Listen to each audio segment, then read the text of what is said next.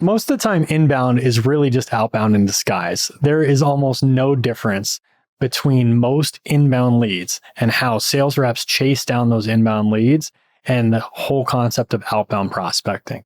We've got two siloed teams that are chasing after two different sets of accounts and contacts with massive overlap and massive inefficiencies in how we go to market and how we spend money on sales and marketing and how we think about conversion of leads and cold prospects into meetings, into pipeline, into close won business, and of course, into net revenue retention. In this video, I want to share with you how we can break down these inefficiencies and how we can improve our go-to-market efficiency and our ability to convert both our inbound marketing leads and our outbound cold prospects into revenue in a holistic Allbound or ABM approach. I don't want to get caught up here in the verbiage, but the idea that I'm talking about is just simply asking one simple question. Which accounts and contacts do we want our salespeople calling today? Another way to ask this would be, if we execute the right outbound sales process, which accounts and contacts will convert to the most revenue fastest?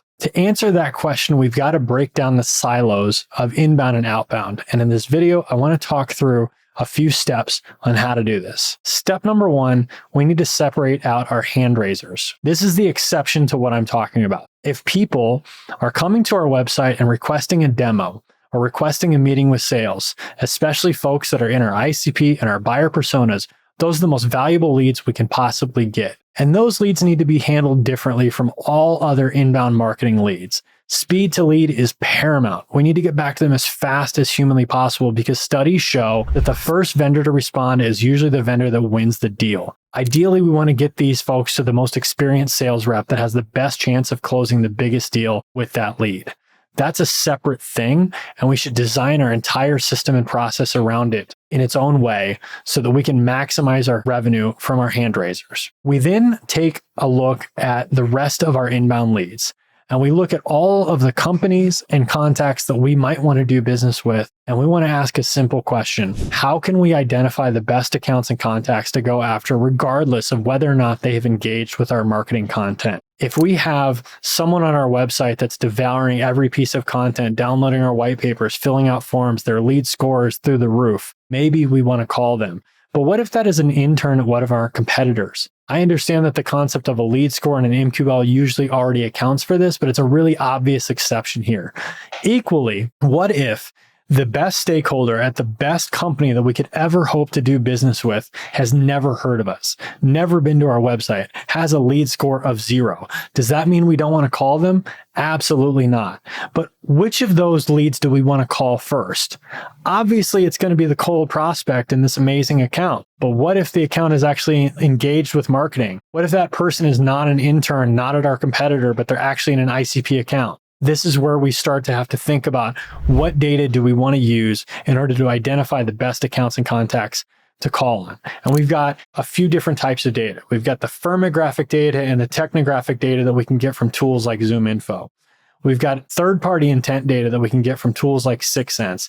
And we have our first-party intent data that we can get from our own marketing engagement. We want to look at what data we can quickly and easily get access to and aggregate in order to create a lead score and then an account score to identify the best accounts to prospect into, regardless of whether or not they have engaged with our marketing. We then want to build out that lead score. And I won't go into great depth because many people are already familiar with lead scores, but I just say start simple and then iterate. Pick something that is going to be an easy way to measure which leads, whether or not they've engaged marketing, might be the best opportunity for us to convert them into revenue. We then convert that into an account score, and we might do something as simple as just adding up all the different leads, or maybe setting a baseline score for the account based on their industry, their revenue growth, etc. Whatever it is, let's start with something simple, and then we can measure the effectiveness or the conversion rate of these accounts and contacts as we prospect into them. The next piece is segmentation. We need to segment out these accounts and contacts, preferably with one industry or one type of company and one buyer persona, so that we can get the right messaging to the right person in the right organization at the right time. We can't have messaging that resonates with folks if we're trying to be all things to all people at once. So we want to build out segments so that our sales team can target people with the right messaging. We then want to map out the process. Are we going to email folks? Are we going to call them? Are we going to send them LinkedIn DMs? Is there another channel? How many times do we want to attempt each channel with each contact? How many different contacts and what contacts are we going after? And at what point in time do we walk away from a contact or an entire account due to a lack of response? And what do we do with it then? Do we pitch it over back into marketing to try to nurture it? At what point in time does it come back into the sales funnel to call back on them?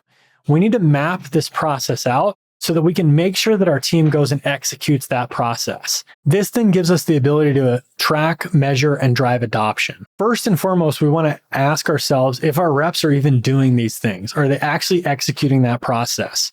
So if we've mapped the process out and trained them on it and built that process into the tools, we should have reports to see if the reps are following that process. That's the only way that we can know if we've identified the right accounts and contacts that have the highest conversion rates. If our reps aren't following that process, then we don't know whether or not it's the accounts or the poor follow-up that caused the low conversion rate. If we've got the right follow-up in place, then we can measure the conversion rate of each type of account and see which types of accounts are converting to the most revenue the fastest. And then we can constantly iterate and we can refine our lead score and our account score so that we can identify better targets, both via our inbound marketing engine as well as our cold prospects. Next, we might want to create something like a pipeline council, which we've gone into great detail elsewhere, and you can check the link below. But this is basically just getting the revenue leadership team together, having the head of RevOps or go-to-market ops look at this data and come armed with the information on what's working and what's not, so we as a revenue team can decide what to do about it.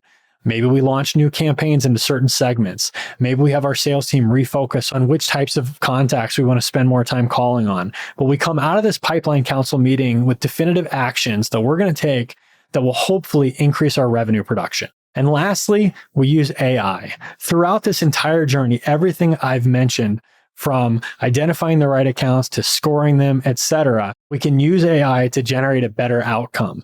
We can use AI to do things as simple as helping to better define our ICP and our buyer personas, to figure out the capacity of our sales team and how many accounts they can actually cover in a given period of time, to help segment our leads and our prospects and help write better messaging. But we need to start with this foundation in place and not skip ahead, hoping that the AI will magically create the perfect message that is all things to all people. We need to really think carefully about what accounts we're targeting, how we segment those accounts, and how we go after those accounts, and use AI along that journey to improve the foundation that we're building so that when we go to send out that messaging, we have the best chance of getting the right messaging in front of the right people at the right organizations at the right time. Then we iterate again and again and again to improve our efficiency in pipeline generation across both inbound and outbound.